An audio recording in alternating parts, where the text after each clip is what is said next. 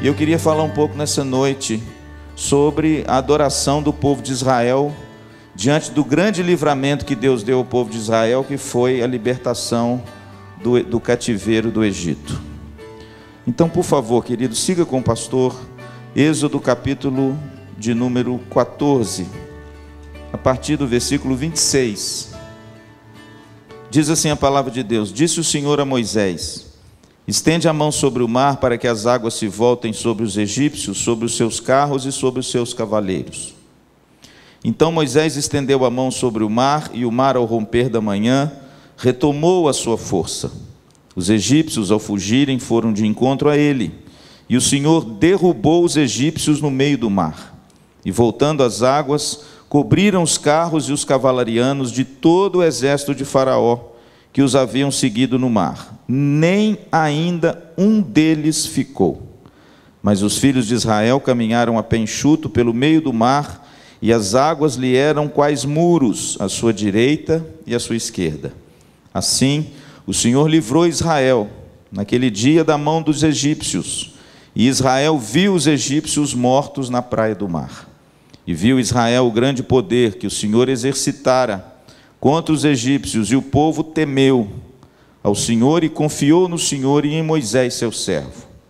Vamos ler juntos o versículo capítulo 15, do versículo 1 a 3. Vamos lá?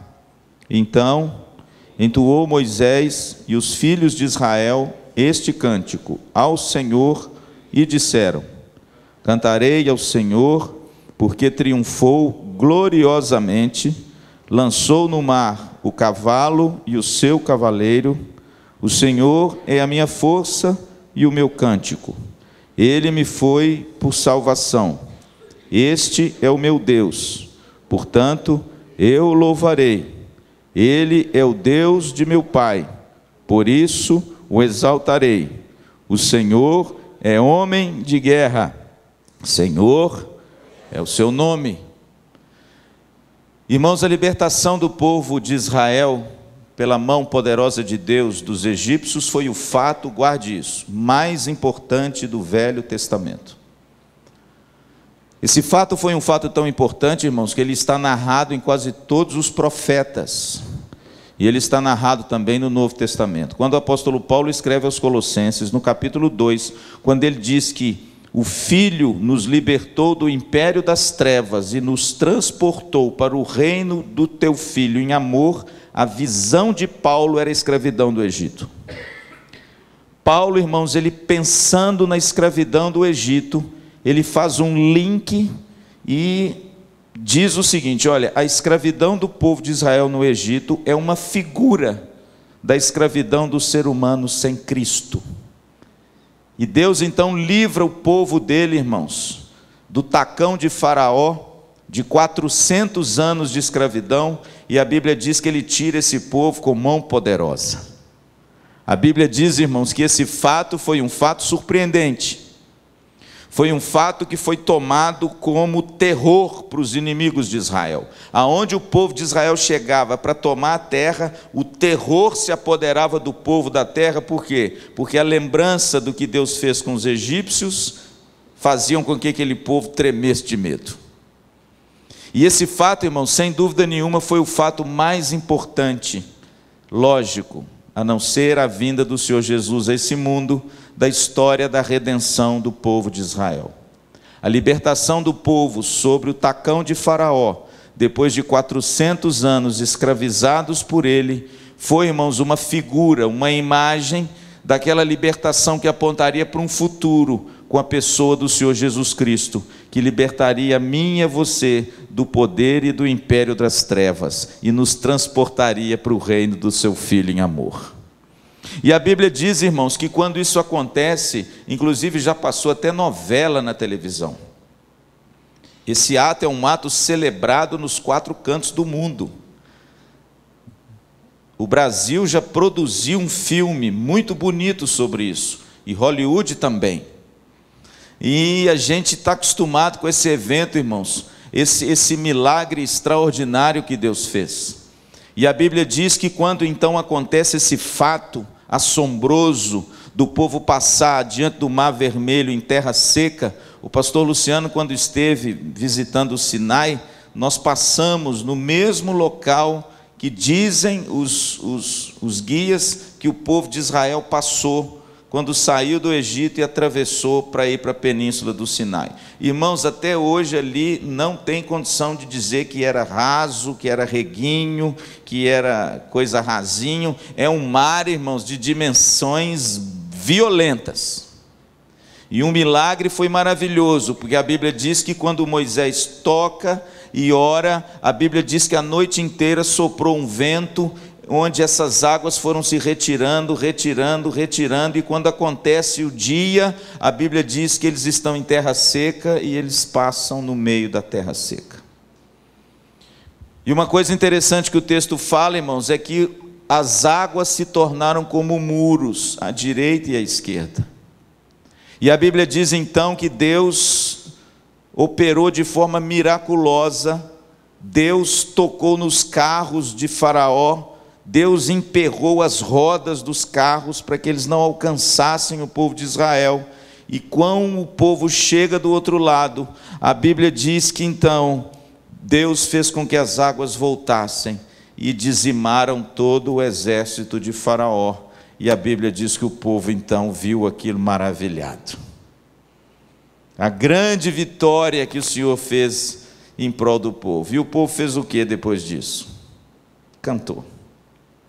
Versículo 15, olha o que diz o texto. Então, entoou Moisés os filhos de Israel este cântico e disseram: cantarei ao Senhor porque triunfou gloriosamente. Lançou no mar o cavalo e o seu cavaleiro. Olha o que o texto diz. O Senhor é a minha força, o Senhor é o meu cântico. Ele é o meu Deus, Ele me foi por salvação. Portanto, versículo 2, eu louvarei. Versículo 3, o Senhor é um homem de guerra, o Senhor é o seu nome. Irmãos, nada mais do que justo. A Bíblia diz que depois de um livramento maravilhoso, de um milagre maravilhoso, de uma operação maravilhosa de Deus para com o seu povo, irmãos, a Bíblia diz que o povo irrompeu em louvores e adoração diante do Senhor. Notem, irmãos, que o cântico do povo foi certinho. Pastor, por que o cântico de Israel foi um canto certo? Primeiro, porque eles cantaram para a pessoa certa. O texto diz aí no versículo de número 15, que eles entoaram um cântico ao Senhor. Então eles cantaram a pessoa certa. Todas as vezes que eu falo isso, irmãos, eu me lembro de um fato interessante que aconteceu numa reunião de um grupo familiar lá em Belo Horizonte, na casa de um presbítero querido meu. Nós estávamos reunidos na casa dele, igual a gente se reúne aqui na IPVO, e de repente nós ouvimos uma música alta, pessoas cantando, alto, entusiasmado, pastor, ao som de batuques, de tambores, mas alto assim, vigorosos, bem alto, bem animado. E eu achei aquilo estranho, falei: presbítero Marquinho, o que é isso? Ele falou: não, pastor, é porque em frente da minha casa tem um centro espírita, e aqui eles fazem o espiritismo de mesa branca, e antes das reuniões eles cantam, mas eles cantam muito fervorosamente, e batem os seus tambores, porque cantando e batendo os tambores, eles entendem que estão invocando os seus guias. Estão cantando para a pessoa errada. Estão celebrando a pessoa errada. Estão enganados com respeito ao objeto da sua adoração. Estão adorando entidades malignas, que estão ali para roubar, matar e destruir. Pastor, por que o cântico de Israel foi o cântico certo? Primeiro, porque eles cantaram a pessoa certa. Cantarei ao Senhor, porque Ele me tem feito muito bem, diz o salmista. Mas pastor, por que foi um cântico certo? Porque eles celebraram as obras do Senhor. Veja o texto. A Bíblia diz: cantarei ao Senhor porque triunfou gloriosamente, lançou no mar o cavalo e o seu cavaleiro. Em outras palavras, vejam as obras desse Deus. Vejam como esse Deus é poderoso. As suas obras são maravilhosas. Então nós cantamos a esse Deus. Terceiro, pastor, por que o cântico é o cântico certo? Porque eles cantaram a natureza de Deus. Tu és o meu Pai, Tu és o meu Salvador, Tu és o Senhor. Olha o que diz aí, que coisa interessante o versículo 3. O Senhor é o seu nome. Isso é a natureza de Deus. Pastor, o cântico deles estão certinho. Por quê? Primeiro, cantaram para a pessoa certa. Segundo, cantaram as obras desse Deus. E a gente tem que celebrar mesmo as obras de Deus. Terceiro, cantaram a natureza desse Deus. Deus é bom, Deus é fiel, Deus é maravilhoso. Por isso eu canto ao Senhor. Amém? O Salmo de número 100 diz isso: entrai por suas portas com ações de graças, e nos seus átrios com o quê?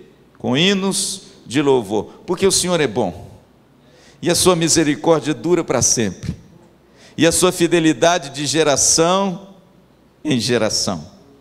Pastor, o cântico está certinho, mas deixa eu dizer uma coisa para você nessa noite. Eles cantaram o cântico certo, mas do lado errado. Cantaram o cântico certo, pastor, a pessoa certa, as obras certas, a natureza certa, mas só que eles cantaram esse cântico, irmãos, do lado errado. E por eles cantarem esse cântico do lado errado, eu vou te mostrar por quê. Esse cântico não foi cantado com fé genuína. E eu vou mostrar a você por quê. Pastor, por que esse cântico não foi cantado com fé genuína? Por duas razões, irmãos, muito claras, que eu vou mostrar para você nesse texto. O cântico certo do lado errado. E esse cântico, irmãos, celebrado pelo povo e por Moisés, ele não foi entoado com uma fé genuína, com uma fé que Deus espera do seu povo, por duas razões. Primeira razão, volta um pouquinho comigo a página, no capítulo 14, e veja o que o povo disse no capítulo 14, no versículo 11. O povo está acuado, o povo está numa situação de angústia, de perseguição, o povo está numa situação adversa. Por quê, pastor? Porque o mar está à frente, as montanhas do deserto do Sinai estão à direita e à esquerda, e o exército de Faraó está atrás. O povo está, aquilo que em Minas Gerais a gente fala assim, num curé. Não tem para onde ir. Situação, irmãos, de encruzilhada, difícil, adversa, de luta, de angústia. E vejam o que o povo diz. Disseram a Moisés: será por não haver sepulcros no Egito que nos tiraste de lá, para que morramos nesse deserto? Por que nos trataste assim, fazendo-nos sair do Egito?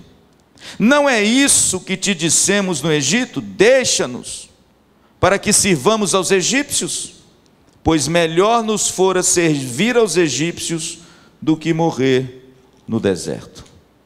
Irmãos, interessante, porque na hora da angústia, na hora da dor, na hora da perseguição e na hora da adversidade, esse povo foi murmurar. Esse povo foi reclamar. Pastor, por que o cântico foi certo no lugar errado? Por que o canto deles foi um canto certo, mas cantaram do lado errado? Essa é a primeira razão. Porque eles cantaram somente do lado da vitória, mas não cantaram na hora da provação.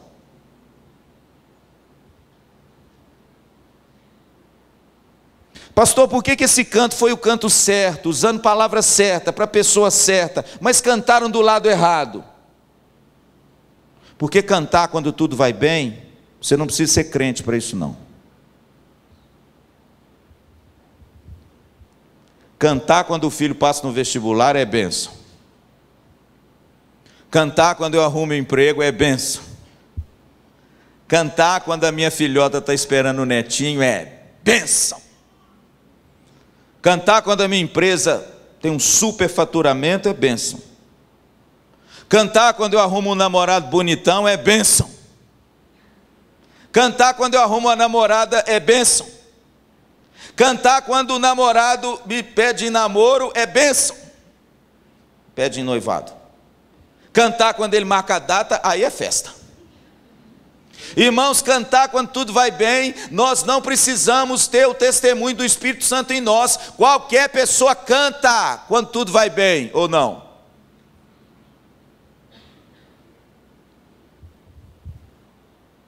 Mas é engraçado, irmãos, o que Deus espera dos seus é diferente. E eu digo nessa noite, irmãos, que o povo de Israel cantou o cântico certo, mas do lado errado. Sabe por quê? Porque quando a provação, a luta, a dificuldade veio, dos lábios desse povo só ouviu murmuração. Eles só conseguiram cantar no lado da vitória, no lado do maravilhoso, do milagre. Eles só conseguiram cantar quando Deus operou poderosamente. Mas engraçado, irmãos, quando eu olho para as Escrituras, não é isso que eu vejo. Pelo contrário. Um pastor alemão, que não é cachorro, mas é um pastor da Alemanha, viu? Um pastor da confissão luterana, que foi martirizado por Hitler, que eu gosto muito dos seus escritos, Dietrich Bonhoeffer. Ele escreveu um livro que se chama Discipulado. Nesse livro ele fala que existem dois extraordinários incomuns que só acontecem com o cristão. Duas coisas que distinguem o cristão e duas coisas que identificam o cristão que você não encontrasse em nenhuma outra religião, nenhum outro seguidor, de qualquer outro segmento, de qualquer outra coisa. Só o cristão consegue fazer essas duas coisas. E ele, no seu livro Discipulado, que foi publicado pela editora Sinodal, ele diz o seguinte: existem dois extraordinários que só acontecem com o cristão, e quando esse cristão consegue fazer isso, o seu testemunho brilha mais alto. O que é? Primeiro, amar o inimigo. Só o cristão. É só o cristão que recebeu de Jesus essa dura, né, Zé, incumbência. Ouvistes o que foi dito? Amais os que vos amam, mas odiai os que vos perseguem. Eu, porém, vos digo, amai os vossos inimigos. O primeiro elemento que distingue o cristão, irmãos, e que o testemunho desse cristão brilha alto, é amar o inimigo, é estender a mão para aquele que te cospe na cara. É fazer o bem àquele que te fez o mal. É orar por aquele que te persegue. É abençoar aquele que te maldiz. É estender a mão para aquele que te joga na cara uma pedra. Sabe quem é esse? O cristão de verdade. Primeiro elemento que distingue o cristianismo. E quando você consegue agir assim, irmãos, o testemunho de Cristo brilha alto na sua vida. Amém? Pastor, qual o segundo? Qual o segundo elemento distintivo que Bonhoeffer trata no seu livro de Discipulado, que é aquilo que identifica o cristão e que diz que o cristão é único, é extraordinário, ninguém mais consegue fazer isso. Primeiro, é amar o inimigo. Segundo, é celebrar na hora da dor. É cantar na adversidade. É adorar o Deus não quando tudo vai bem, mas quando tudo vai mal. Esses dois elementos, irmãos, diz Bonhoeffer, são os dois elementos que distinguem o cristão. Quando o cristão consegue amar o inimigo e quando o cristão, na hora da dor e da angústia, consegue celebrar a Deus, o seu testemunho brilha alto, porque Jesus fez a mesma coisa. Quando a gente olha para a Bíblia, irmãos, a gente vê exemplos muito bonitos disso. E eu quero citar rapidamente 3 exemplos. O primeiro é Maria. O interessante, irmãos, que Maria, quando recebeu a notícia do anjo, eu escrevi até isso no nosso livro, né, meu pastor? Nós estamos chegando no Natal, mas a gente esquece que os cartões de Natal deviam mostrar um pouco a angústia que aquela menina sentiu. Porque quando ela teve a visão do anjo, sabe o que o texto diz em Lucas capítulo 1? Que ela perturbou-se muito. Aquilo não foi uma notícia boa. Por quê? Porque ela sabia o que iria acontecer com ela se ela aparecesse grávida sem ser casada. Ela sabia, querido, que na lei de Moisés, das duas uma, ou eles tinham que pegar essa menina e lançar ela fora da cidade, ou tinha que apedrejá-la até a morte.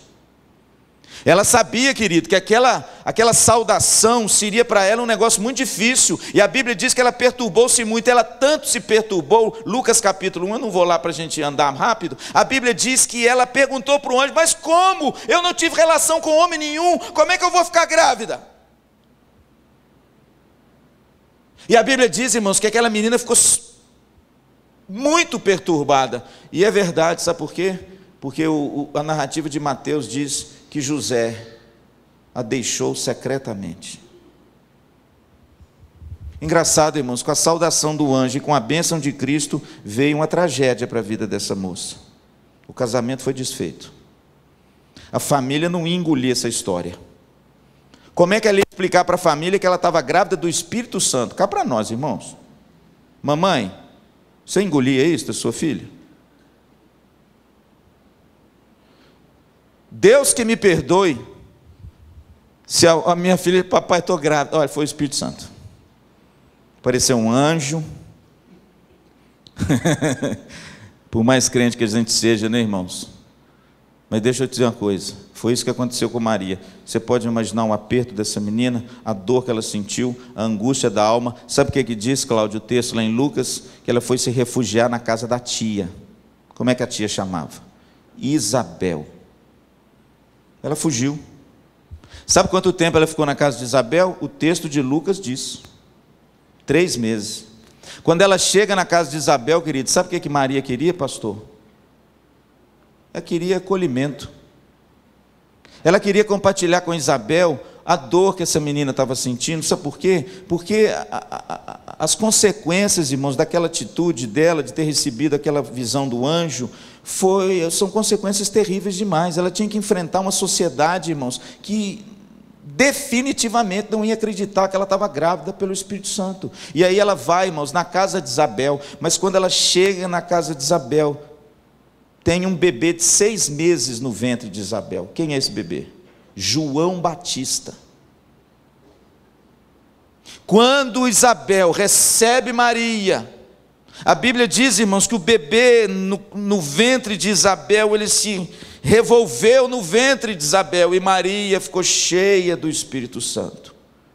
E na hora de maior dor, na hora de maior angústia, na hora da maior solidão de Maria, ela cantou um hino ao Senhor. É só você ir lá, irmãos, em Lucas capítulo 1, é só você ir lá em Mateus, que você vai ver o Magnificar. Minha alma engrandece ao Senhor, o meu espírito se alegra em Deus, o meu Salvador, porque visitou a humildade da tua serva e me considerou bem-aventurada. Aí eu pergunto, irmãos, que lado que Maria cantou esse cântico? Na hora da?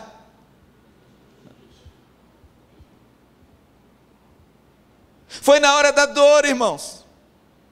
Foi na hora da angústia. Foi na hora da solidão.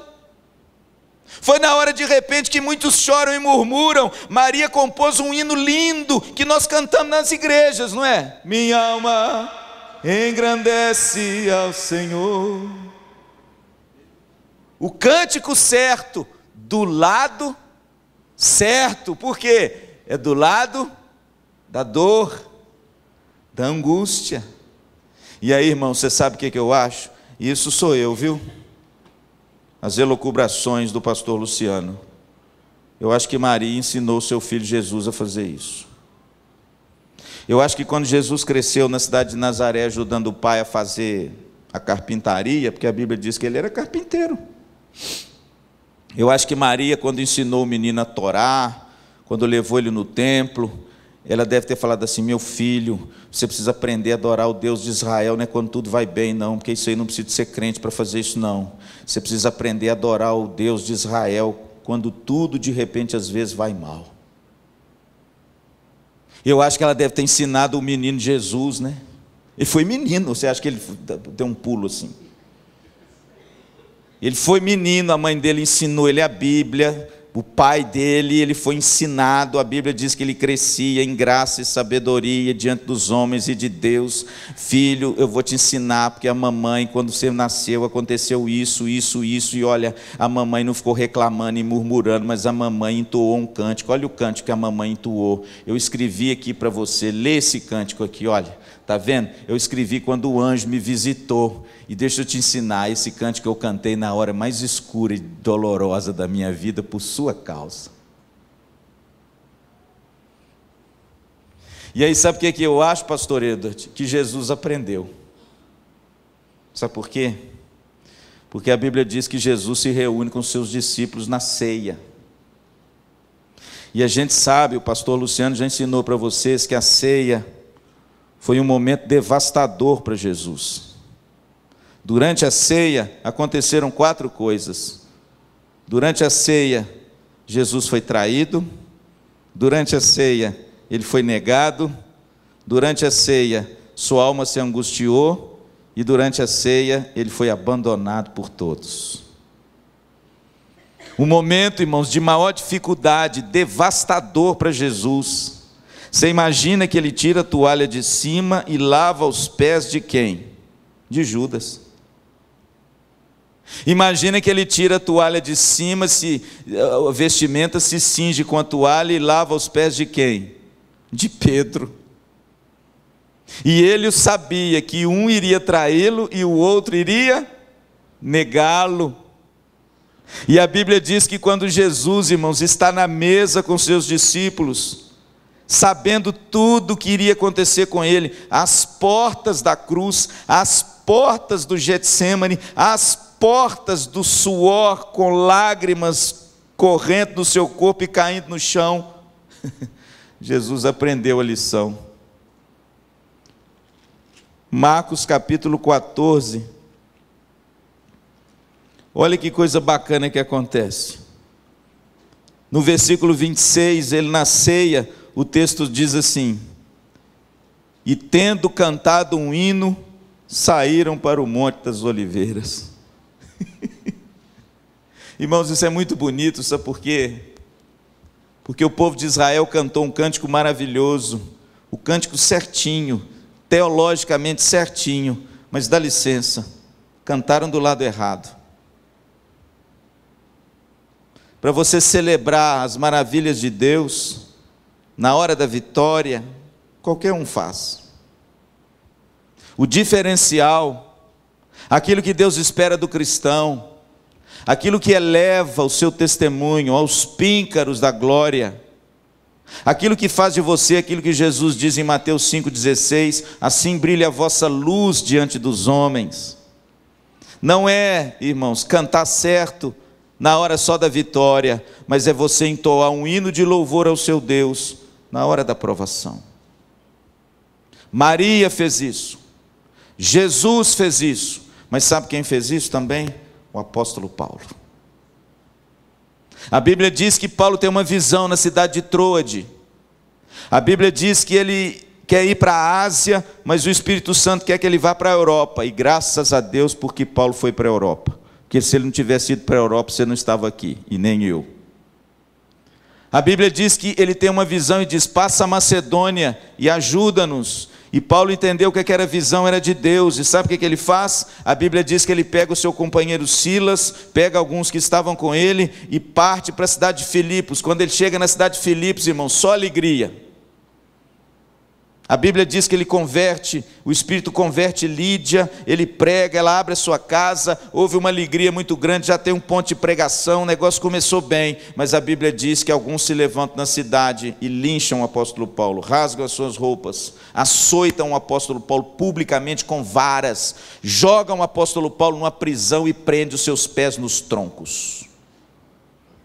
E a Bíblia diz, irmãos, que esse homem que começou tão bem, foi tão obediente a voz de Deus, a direção de Deus, agora ele se encontra com as costas todas arranhadas, vergões, o sangue jorrando, os pés presos nos troncos. Aí de repente, irmãos, a Bíblia diz que por volta da meia-noite, Atos capítulo 16, versículo de número 25, A Bíblia diz que por volta da meia-noite, Paulo e Silas oravam e cantavam louvores a Deus. E note uma coisa, e os demais companheiros de prisão escutavam. Estava na hora de Paulo com os pés no tronco, com as costas todas vermelhas, com as roupas todas rasgadas, e assim: Deus, o que é que o Senhor fez comigo? Bem que eu queria ir para a Ásia, bem que eu não queria vir para cá. Eu queria ir para a Ásia, o Senhor me manda para a Europa para isso? Olha onde que eu estou, Senhor. Melhor me fora ficar lá atrás. Você conhece um discurso desse? Foi o mesmo discurso, irmãos, do povo de Israel.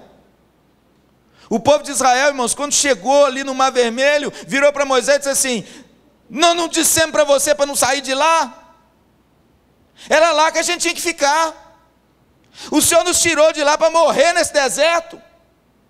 É isso que Deus tem para nós, irmãos, a mesma coisa. Mas engraçado, não foi isso que a gente ouve nos lábios de Paulo. A Bíblia diz que à meia-noite, com as mãos no tronco, com as costas cheias de sangue, a Bíblia diz que ele entoava e orava e cantava louvores ao Senhor. E deixa eu te dizer uma coisa, ele não pegou o violãozinho e não cantou baixinho não. Ele não falou assim: Silas, vamos cantar um louvor aqui bem baixinho. Não, irmão, sabe o que o texto diz? Que eles cantavam e oravam tão alto que todos da prisão ouviam. Sabe o que é isso? Foi um louvor exponencial. Mas engraçado, irmãos, esse louvor, ele foi entoado no lado certo. Por quê? Ele foi entoado aonde Deus quer que você louve, na hora da tribulação e da dor. E esse texto ainda tem uma outra coisa mais bacana. Foi através desse louvor, na hora da dor e da tribulação, que Deus veio com poder e quebrou as cadeias.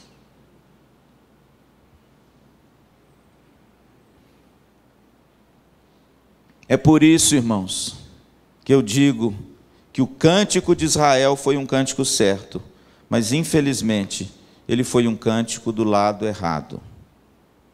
O Salmo 104:33 diz assim: cantarei ao Senhor enquanto eu viver, cantarei louvores ao meu Deus durante a minha vida. Mas lá não fala que cantarei louvor só quando tudo vai bem. Lá não fala que eu só canto louvor quando Deus triunfa e me dá a vitória. Lá não fala que eu só canto louvor quando eu conquisto as coisas e quando eu tenho o que eu peço. Não. Lá diz: cantarei ao Senhor enquanto eu viver. Cantarei louvores ao meu Deus durante a minha vida. Sabe o que significa isso, meu irmão? Deus te chamou para celebrar o nome dEle na hora da dor. Deus chamou você para celebrar o Senhor na hora da adversidade. Cantar quando tudo vai bem, não precisa ser crente para fazê-lo. Viu? Somente o cristão recebe esse dom e essa dádiva do Senhor. E quando a gente aprende que nós devemos celebrar o nosso Deus, independente das circunstâncias, e adorá-lo, deixa eu te dizer uma coisa nessa noite: as cadeias quebram, as prisões se abrem e o milagre acontece. Eu não sei quanto a você, mas existem muitas pessoas que na hora que a dor e que a tribulação chegam, emudecem. Não conseguem celebrar o nosso Deus, como se o louvor a Deus fosse circunstancial. Mas não é, querido. O grande testemunho que o crente faz perante o mundo e perante o incrédulo é você celebrar o seu Deus na hora da dor. Sabe por quê? Porque quando uma pessoa que não tem a Cristo vê você fazendo um negócio desse, ela fica encafifada, não fica? Se ela for conhecida sua, ela vai te perguntar o seguinte: como é que você consegue adorar a Deus vivendo o que você está vivendo? Olha que bênção, olha que porta aberta para você falar do amor de Deus. Eu não sei se você já passou por um momento de dor na sua vida, querido. Eu não sei se você já enfrentou o vale árido, a dificuldade. Eu não sei qual tem sido a sua reação diante dessa dificuldade.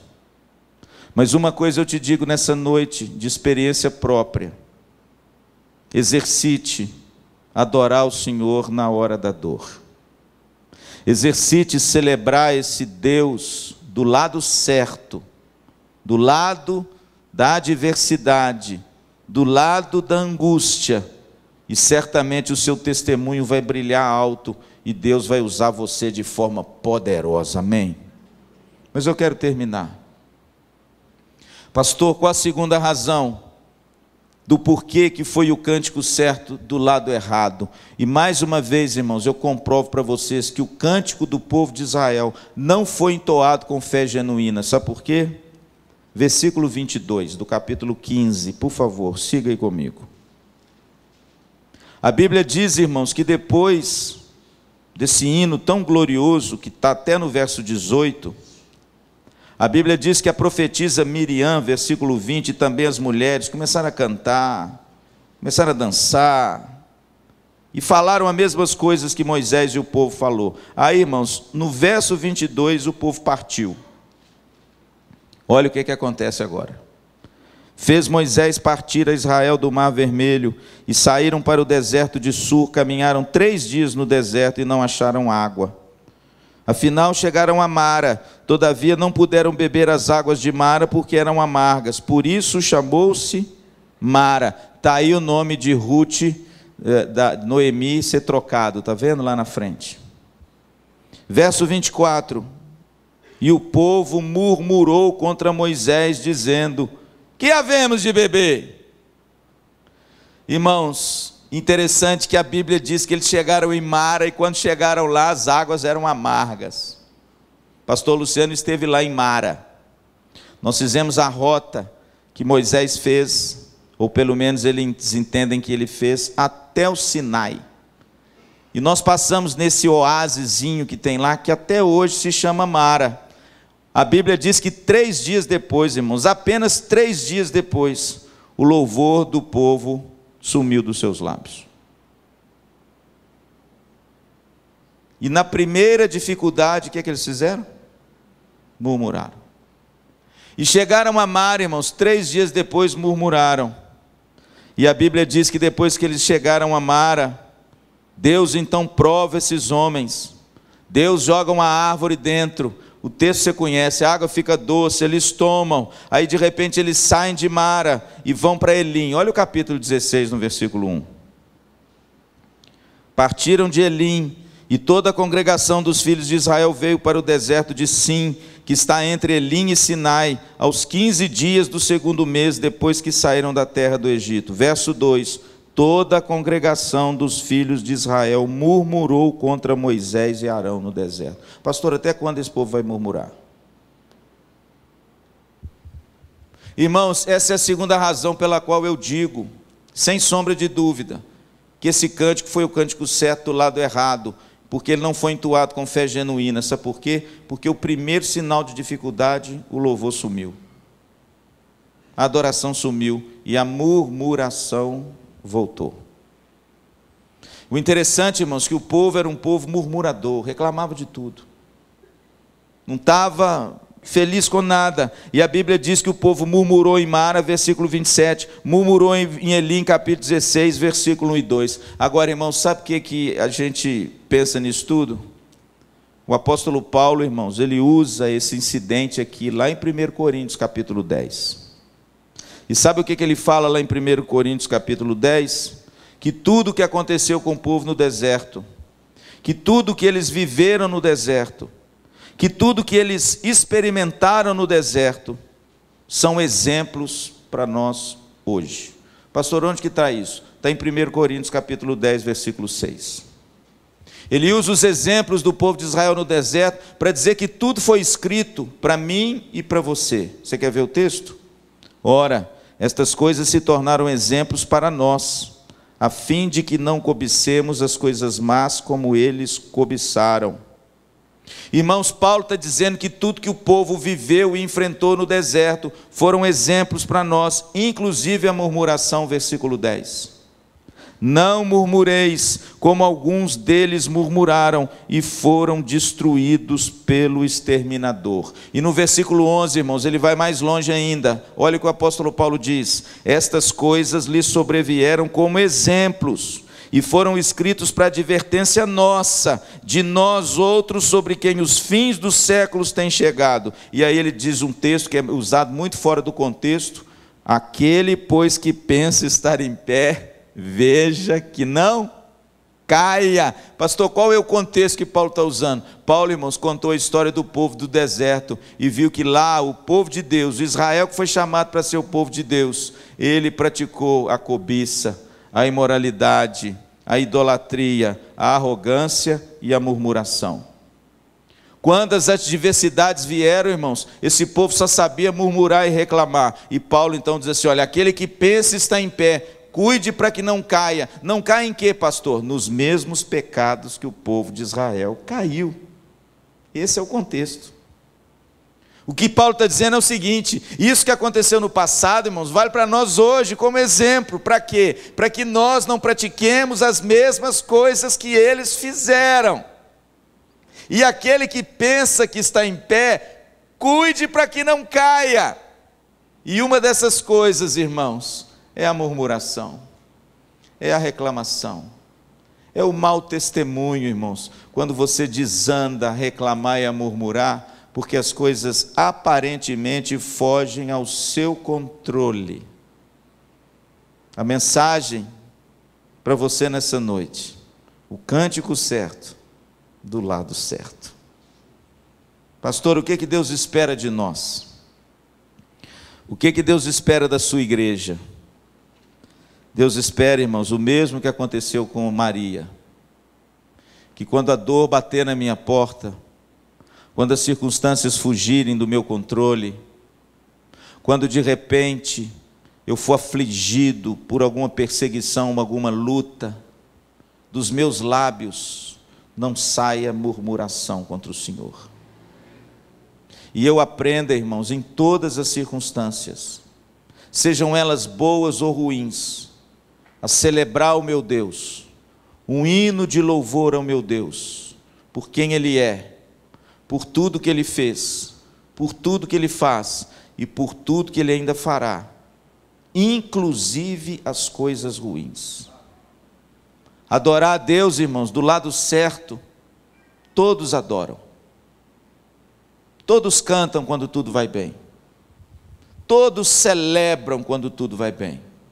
Mas apenas o cristão, que foi regenerado pelo Espírito Santo, que tem intimidade com seu Deus, que busca ser cheio do Espírito Santo, quando o problema vem, quando a adversidade vem, quando o diagnóstico errado vem, quando a enfermidade vem, quando os problemas em casa vêm, ele não murmura, não se fecha, não se encabrunha, não se volta para si mesmo e desanda a falar mal de Deus e a murmurar. Pelo contrário, irmãos, quando a dor bate na porta, faça como Maria.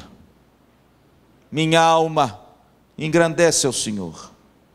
A despeito do que eu estou vivendo agora, com essa circunstância inusitada, que nunca aconteceu na história do ser humano, mas está acontecendo comigo, eu vou celebrar o meu Deus.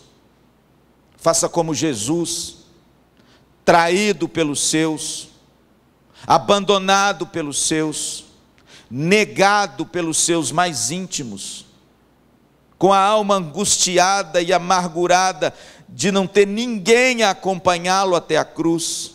A Bíblia diz que na hora da ceia, ele cantou um hino.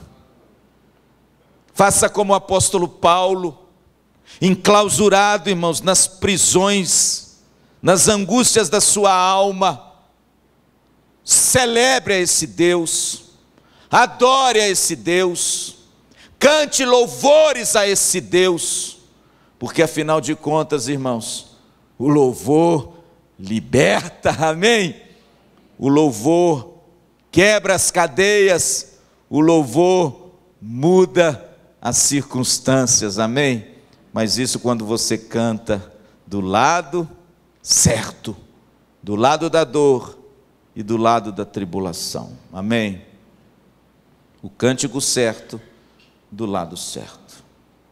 Que Deus te abençoe, meu querido, e que no nome de Jesus, o Espírito do Senhor discipline a mim e a você, para que quando as coisas não saírem muito bem, você parar de criticar, parar de murmurar, parar de reclamar, o louvor fugir dos seus lábios, e de repente você se esquecer de que você tem um Deus para celebrar, e você deve celebrar de todo o seu coração, independente das circunstâncias da sua vida, amém? Eu louvo muito a Deus, irmãos, pela vida da minha esposa, eu preciso falar nela, e eu tenho certeza que você tem muitas experiências assim, talvez com a sua vida, mas eu louvo muito a Deus na vida da Teresa, porque a Teresa passou por um momento muito difícil na vida, mas eu nunca ouvi dos lábios da minha esposa uma única murmuração. Pelo contrário, eu só ouvi dos lábios da Teresa um hino de louvor ao nosso Deus. Ela aprendeu a cantar na hora da dor, e o testemunho dela brilhou, muito alto. Quem sabe não está faltando isso na sua vida? Quem sabe não está faltando você mudar um pouco